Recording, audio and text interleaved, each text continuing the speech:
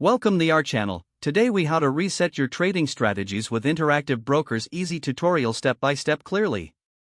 To begin resetting your trading strategies once you're logged in, navigate to the Account Management section. Here, locate and select the Trading tab from the menu. Next, look for the Trading Settings option. Click on Trading Settings to access your current strategies. You will see a list of your existing trading strategies displayed on this page. Identify the strategy you wish to reset. Select that strategy to open its configuration settings. Now, look for the option to edit or reset the strategy settings. Click on the Reset option to clear the current parameters. A prompt may appear to confirm the reset action. Confirm the reset by clicking OK or Yes. After the reset, you may want to configure new parameters for the strategy. Return to the strategy settings to input your new trading criteria. Make sure to review your changes thoroughly.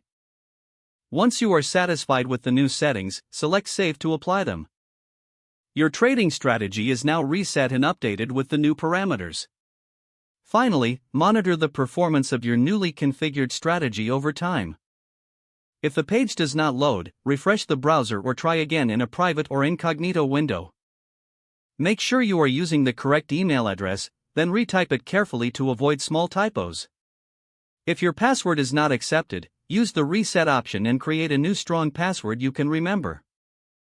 Check your spam folder for verification or security emails, then complete any requested confirmation steps.